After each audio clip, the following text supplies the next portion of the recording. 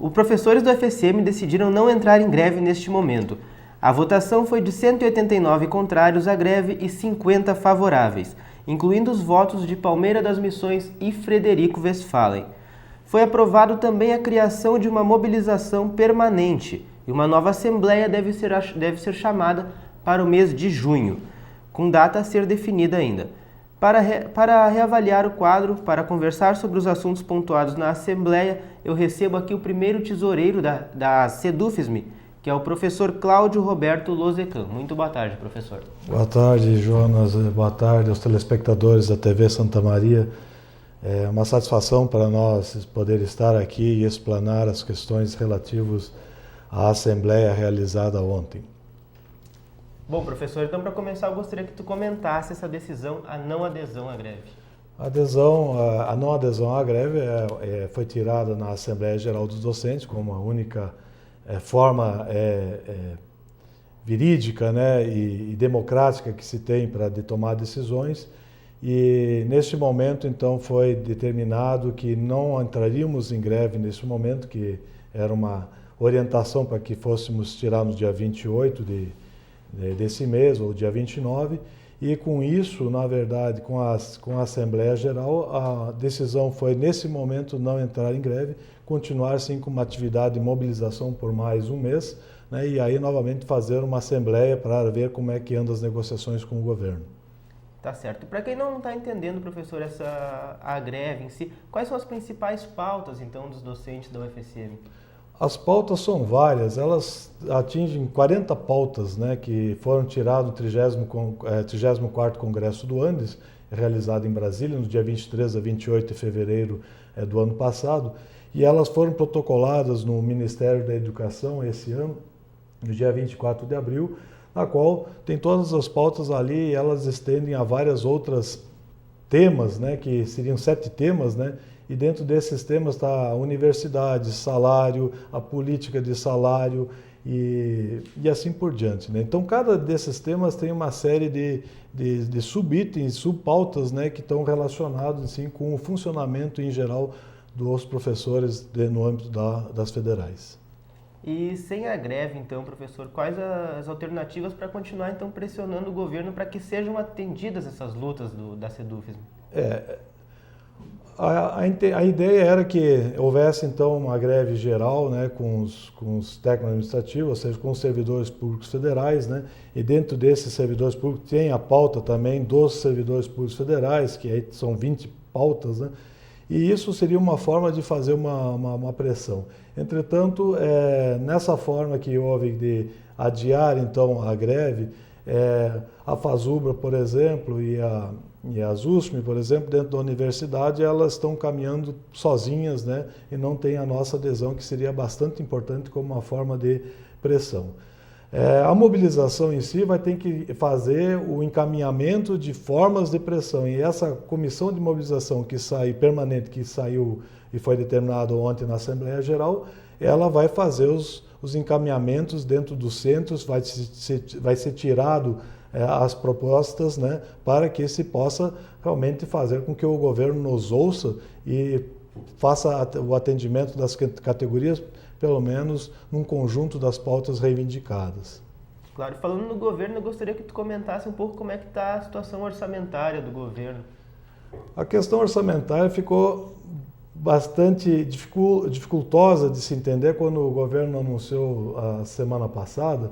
Havia uma expectativa muito grande sobre o orçamento geral da União e quando o governo anunciou ontem, ele falou de cortes, né, trazendo isso como se fosse um esforço bastante grande do governo nessas questões do orçamento e dos cortes que seriam em todos os ministérios. Para o Ministério da Educação foi anunciado um corte de 9,5 bilhões de reais. A questão é qual o montante que deveria ser aplicado. Em 2014, o governo destinou 92 bilhões para o Ministério da Educação. Desses 92 bilhões, né, reajustado do ano anterior, aliás, reajustado sobre o orçamento total da União, ou seja, tirado o índice, é de 3,9%. Esse ano se esperava que fosse os mesmos 3,9%, né, que daria 112 bilhões de reais. Entretanto, o governo tira 10 bilhões, ou seja, de 92 bilhões que ele tinha que foi ano passado e esse ano que tinha que dar 112 bilhões, significam 20 bilhões. E o governo então subtrai em torno de 10 bilhões, tendo ele uma economia de 50 bilhões. Isso não é só no Ministério da Educação, isso também acontece no Ministério da Saúde, em todos os ministérios. O Ministério da Saúde tem mais ou menos o mesmo valor percentual que o MEC. E isso assusta, porque são valores muito baixos, 4%, em torno de 4%, e são valores muito baixos. Países que estão desenvolvidos, eles têm índices muito grandes. O Japão, pós-Segunda Guerra, teve quase 45% na soma dos dois tipos de ministérios. E nós estamos aí com os dois ministérios em torno de 8%. Além disso, ainda tem a ciência e tecnologia, né? Que o governo, nesse ano, vai fazer, houve uma diminuição também sobre o orçamento total da União, que representa 0,34%. O ano passado foi 0,39%. São índices muito baixos que complicam, na verdade, o desenvolvimento universitário. Claro. E também, professor, eu gostaria que tu falasse dessa reincidência, porque em 2012 teve a greve, as aulas voltaram e agora 2015 mais uma vez, então, quase teve a greve. Por que essa reincidência? Em 2012, quando houve a greve geral e também dos professores e dos técnicos administrativos, o governo não fez um acordo com o nosso sindicato, pelo menos do ANDES, né? Não acredito também que tenha sido feito com a FASUBRA. E ele fez um acordo verbal, praticamente, porque o ANDES não assinou. E aí se voltou, então, a categoria voltou novamente para as suas atividades normais, porque algumas coisas tinham sido atendidas. E uma delas era a promessa de negociação sobre, por exemplo, database, para reajuste dos salários, discussão novamente sobre a política salarial, sobre o salário e sobre os investimentos que seriam necessários para o projeto REUNI, que é o projeto de expansão universitária. Entretanto, a partir de 2014, houve algumas reuniões e a partir de 2014 o governo não fez mais reuniões. E em esse ano 2015, novamente, então, o ANDES fez um protocolo junto ao MEC, na qual foi recebido pelo senhor Luiz Cláudio, que era um secretário executivo, né, representando então o antigo ministro da Educação, Cid Gomes, e depois foi feito que essa negociação não tinha valor nenhum, que o secretário da executivo não poderia receber e não poderia atender. E toda a discussão feita anterior com o antigo ministro não tinha mais validade. E desde ali, então, o governo acabou não mais recebendo o sindicato mesmo, sendo feito o protocolo das pautas de intenção. Semana passada, o Ministério chamou novamente, então, o ANDES, né, em função de uma decisão judicial, né, que ele teria que atender as pautas de conversa, etc., conforme era agendado, né, desde 2012. Tá certo. Falando um pouco, então, professor, do andamento do semestre, a paralisação dos servidores aconteceu, dos docentes não. Isso dificulta alguma coisa? Dificulta para tanto os estudantes, né, os alunos, dificulta para os professores e dificulta também para os técnicos administrativos. Então agora setores parados, né, e esses setores parados vão trazer alguma dificuldade para os alunos, como por exemplo biblioteca, eles necessitam do livro, precisam tirar livros, o restaurante universitário afeta economicamente os acadêmicos, mas também afeta economicamente os técnicos administrativos, os professores comem também no restaurante universitário. E aí ficou uma coisa em descompasso, né? Quer dizer, a nossa próxima assembleia vai ser marcada no final do mês de junho, né? E o andamento que vai ter com a FASUBRA e o governo provavelmente vai ser parado, porque o governo não está sentindo a pressão ainda, como também aconteceu em 2012, né? Depois de um mês de greve que começou a repercutir a paralisação nas instituições federais. Tá certo. Tu falou dessa nova assembleia, então eu gostaria que tu falasse dos próximos passos, então, dos docentes em busca, então, da luta por essas pautas.